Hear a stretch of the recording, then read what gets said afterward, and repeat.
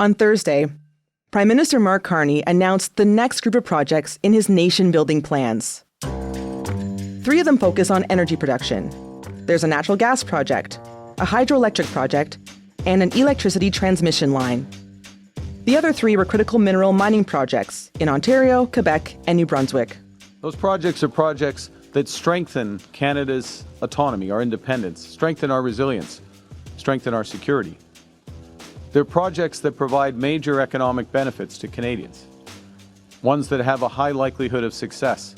The Prime Minister is selling these projects as so important that they need to be expedited by his newly created Major Projects Office.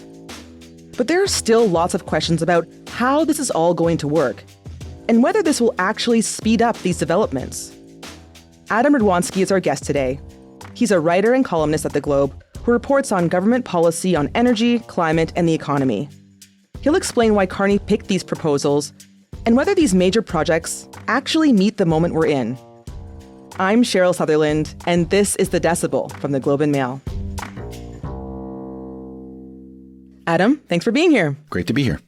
So, Adam, we're talking Thursday afternoon after the Prime Minister announced the newest list of what Carney's been calling these nation-building projects.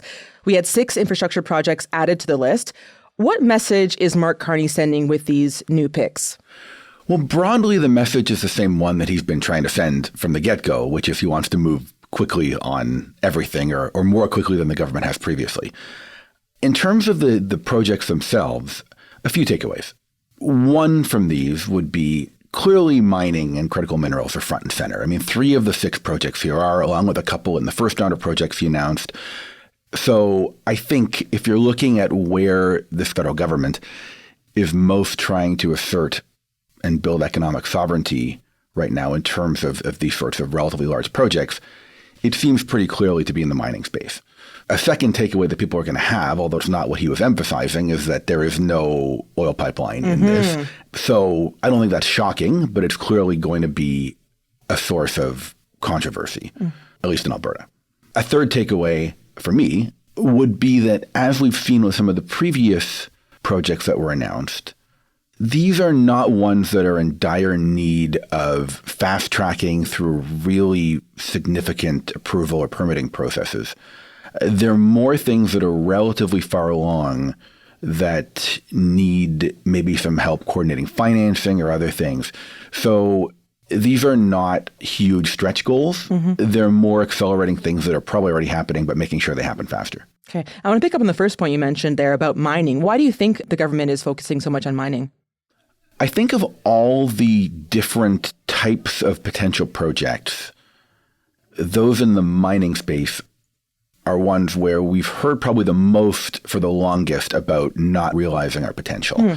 That there are so many critical minerals opportunities, which have, of course, grown more important during the energy transition to provide supplies for things like batteries for electric vehicles, that are also now important for the defense industry, which we're obviously investing a lot in and that other countries are as well. And that could give us leverage in geopolitically at a time when we need it. And it's somewhere where I think, as opposed to some other industries, you can see a lot of projects that are kind of in the works, but have been slow or bogged down, and a sense of how do we get this actually happening when most people, I think, would think we should. They're not as controversial as something like oil and gas, but they've been pretty bogged down. Okay. And on oil and gas, you mentioned as well that it might be controversial that he didn't talk about a pipeline. And I think it is actually might be surprising for some people because last week, Carney spoke to the Canadian Club in Toronto. And when he was asked about a pipeline, he said, "Don't worry, we're on the pipeline stuff. Danielle's on line 1. Don't worry, it's going to happen." But, well, something's going to happen. Let's put it that way. Adam, what do you make of that? Yeah, I don't know what he was trying to say at the Canadian Club. I've read that transcript a couple of times, and it wasn't super clear. He seemed to be riffing in a way that didn't really shed a lot of light. Because we're in Canada, and because of how federal politics works in this country, we seem to be incapable of not making pipeline debates front and center in any discussion about our resources, about our energy opportunities, about how provinces interact with each other. And this government, I mean the Carney government, clearly wanted to show more openness to oil pipelines, new oil pipelines, than the previous Trudeau government did, notwithstanding that the Trudeau government bought and built a pipeline. So they didn't want to close the door upon coming into office. And that sort of fueled the speculation of, okay, this is really going to happen. And a lot of talk around which pipelines will get built, and pipelines kind of becoming almost like a litmus test for whether we can get stuff built. The problem is that there is no pipeline proposal that's anywhere near being ready to advance, certainly that's anywhere near as advanced as the other projects we're seeing on these lists. The federal government has itself indicated, including under this prime minister, that it only wants to proceed with that if it can also get carbon capture facilities built, which are also not very far along. So it's just not really ready for prime time, which is why I think it's not here. But it is going to be what a lot of people are talking about out of it, because it's just, as I said, become this sort of litmus test, despite that probably not being the best one we could use. Okay, let's go back to the primetime projects, which are the ones that were talked about today. So given that these are now projects that are going through the Major Projects Office, is it the idea that these will be more fast-tracked, basically? No. So far as we know, it does not mean that. Okay. That was what people thought the Major Projects Office was for initially. It was to steer through this controversial process under which existing regulations will be bypassed. That doesn't seem to be the case. Most of these are relatively far along in the permitting process. There may be little things that it helps with, but no, I don't think that that's primarily what it's going to be doing. So Adam, can you remind us of why Carney is focusing on these infrastructure projects in the first place? Like, what is his vision here? Like, what is he hoping to accomplish for Canada? The Prime Minister likes to talk about how we used to build things in this country, with the implication being that we don't anymore. Of course we do. I mean, things do get built. But I think in general, the sense is that we have not capitalized, particularly on our resources. I mean, we talk about infrastructure, and there are infrastructure components of this, but almost everything they've announced is energy related or mineral related in some way, resource related. So I think what he is really trying to do is just make us a country that embraces resource extraction and energy development more so than we had previously, and do so by getting out of the sort of endless cycle that Ottawa can wind up in and the provinces can wind up in when these projects come to them, of very slow processes and very slow decisions on where to put money, and just kind of generally signal a sort of open for business approach on energy and resource projects. Right. And the other thing I think that Carney talked about a lot about was just like trying to move away and diversify from the U.S., right? Like these nation building projects are supposed to help us move away from the U.S. That is the context here, yes. And the point is to be able to diversify our exports. Of course, when you're talking about something like natural gas terminals that can export to Asia, that's a very obvious example of that. With something like critical minerals, it could be diversifying from the U.S. It could be leverage with the U.S. The sense of, this is one of our best cards that we can hold, but we haven't really been playing it, so we need to start playing it better. Okay. So the goal here is to build these infrastructure projects to kind of boost the Canadian economy. Do we have a sense of when these projects will be done? We do have some sense of when these projects are supposed to start or finish. Of course, these things, particularly completion dates, are always up in the air no matter how much they try to expedite them. In general, these are mostly ones with relatively near horizons. In a couple of the mining projects, we're looking at operations supposed to start, later this decade, like, 27, 28, 29. The natural gas project, Siliciums, is, I think the target date is 2028 or 29. A couple are a little further away. The Iqaluit hydro project, I think they're aiming for 2030s. That's a probably more complex project. In the case of the northern BC transmission line, that's supposed to break ground next year. It's a little more complicated to explain when it would end because there's different pieces to it, and it's not yet clear exactly how many different components it'll have.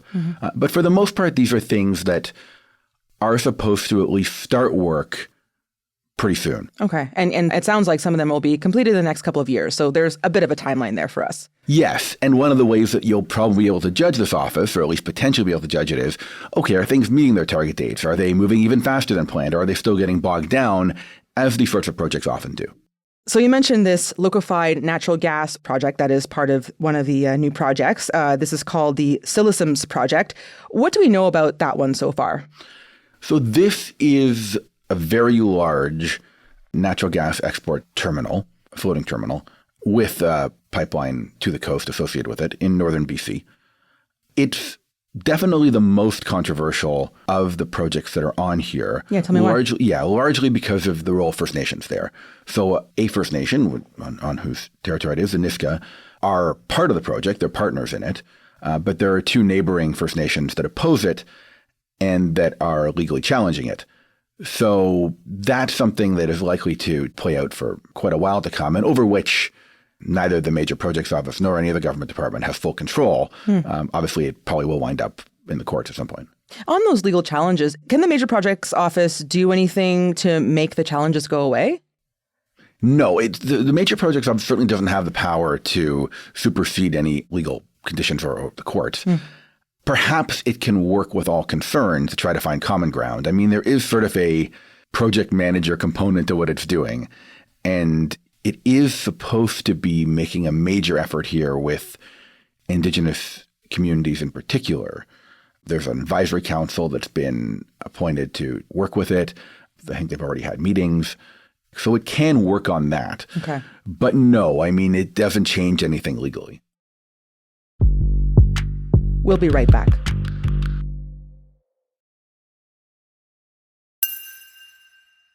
So I want to dig a bit deeper into the strategy Carney is building with these projects and this special office.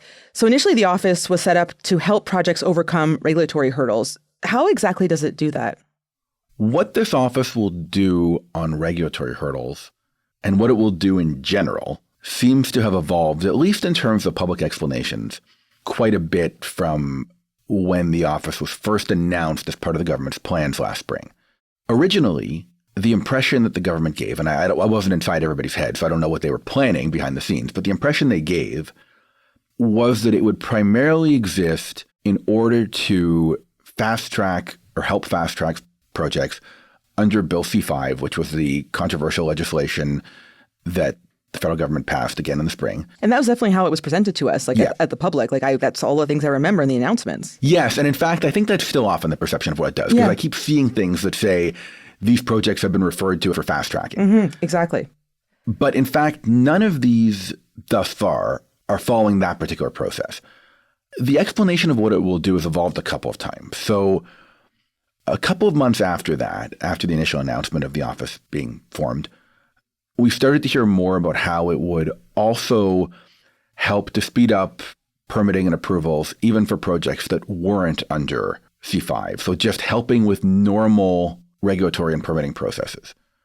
Then on top of that, we've heard more in the last couple of months, particularly in the federal budget, about the office also helping coordinate financing for these projects.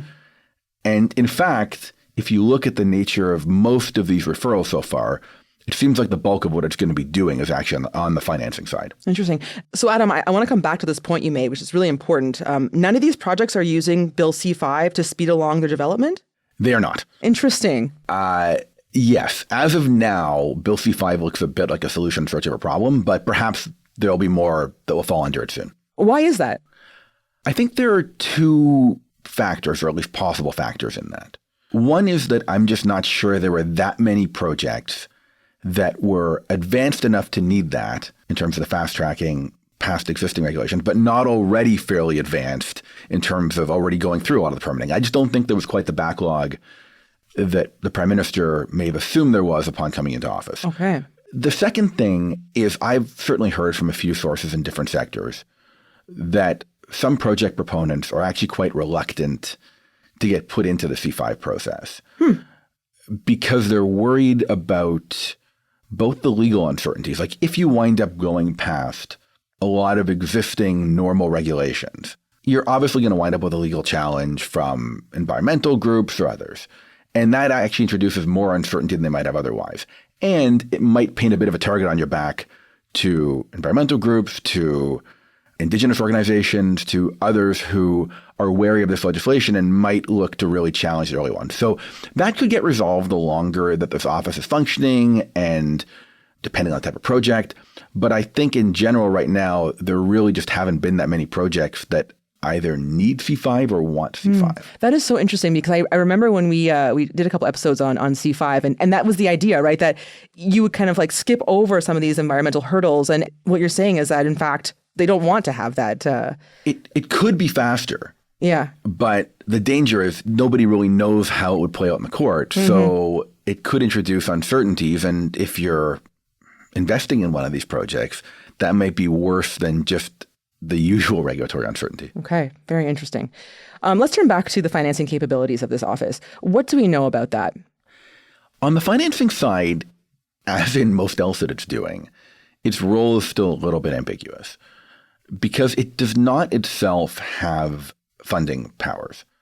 What it's supposed to do more is to help arrange, coordinate, be an entry point for existing mechanisms. So the two biggest federal entities that it'll be working with in terms of financing would be the Canada Infrastructure Bank, which did actually have a financing announcement for one of the projects today, and the Canada Growth Fund.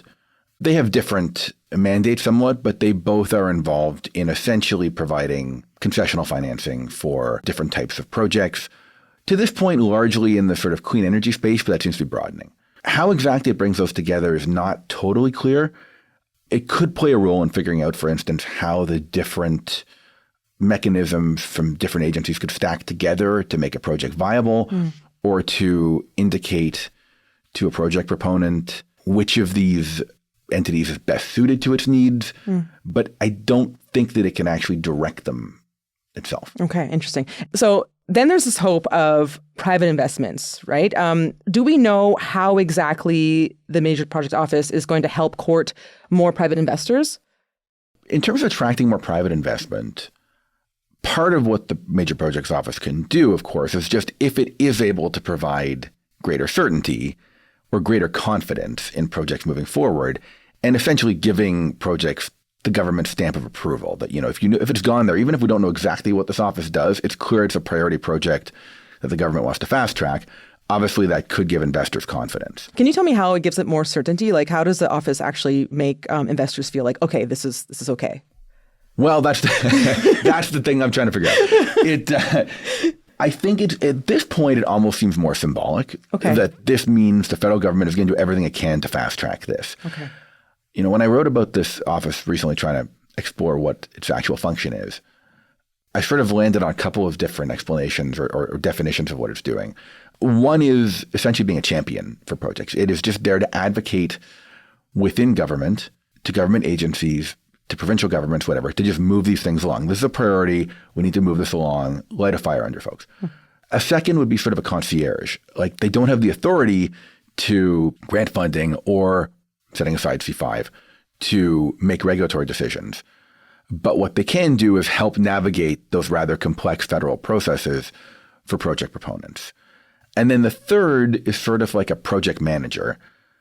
That I think is more when they have projects that are somewhat earlier stage. Okay. And it's like, okay, what are the potential financing mechanisms that could work for this to make it real?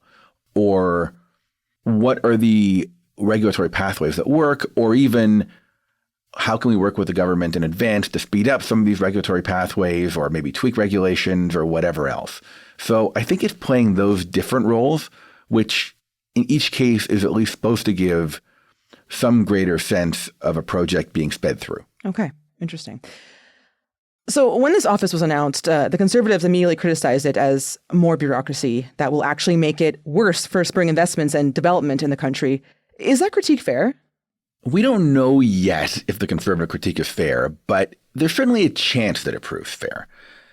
I mean, the challenge for the Major Projects Office, I think, is to find kind of a sweet spot, because the flip side of what the Conservatives are claiming would be this office actually exerting too much authority, whether it's in potentially pushing past regulatory processes that actually are important and could be legally challenged, or even more so, I think, on the financing side.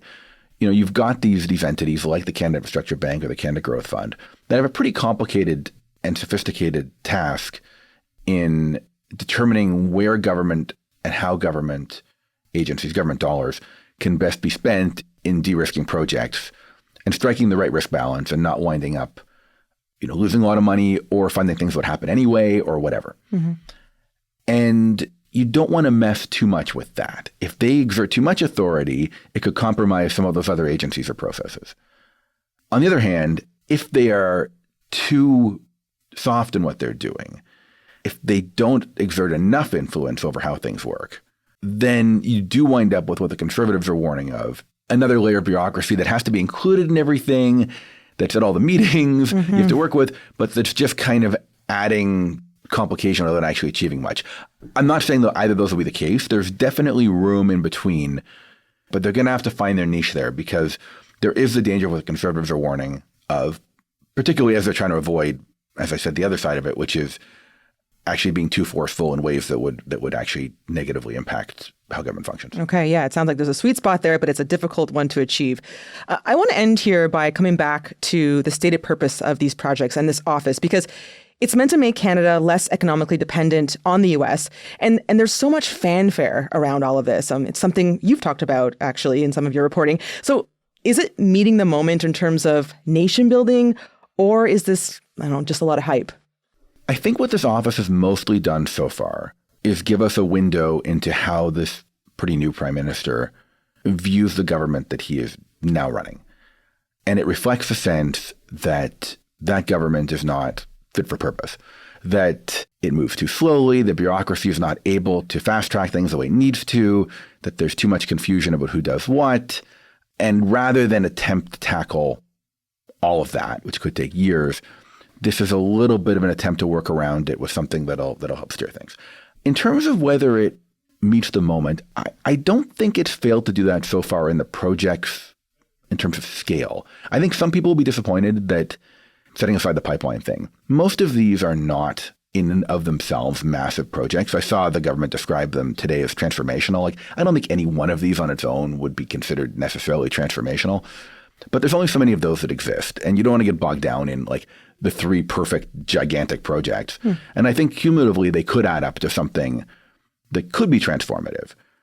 I think the big question here still is, okay, but what will happen that wouldn't have happened if this agency hadn't been struck? Like, it's one thing to think government moves too slowly. That's true. It can also be exaggerated.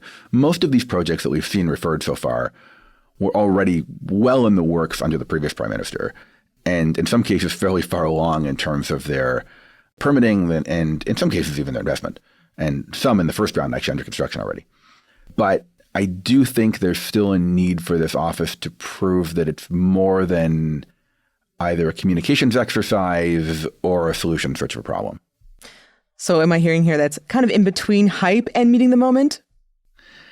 I think I think it's been overhyped a little bit and misunderstood. Okay. I do think that we might be at the end or nearing the end of this sort of hype cycle for the Major Projects Office.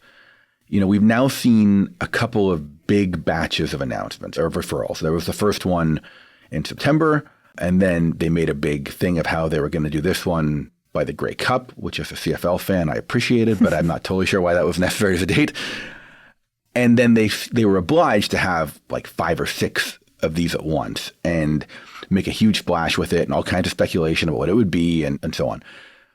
I suspect that what we're going to see going forward is more of a steady stream of them. And hopefully once that happens and once it's a little bit less about what is going to next be referred to them, the focus will turn a little more to, okay, so what's actually happening and moving these along, and then we'll start to get a better sense of whether the hype was actually warranted.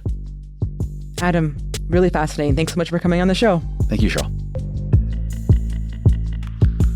That was Adam Radwanski, writer and policy columnist for The Globe. That's it for today. I'm Cheryl Sutherland. Our producers are Madeline White, Michal Stein, and Ali Graham. David Crosby edits the show.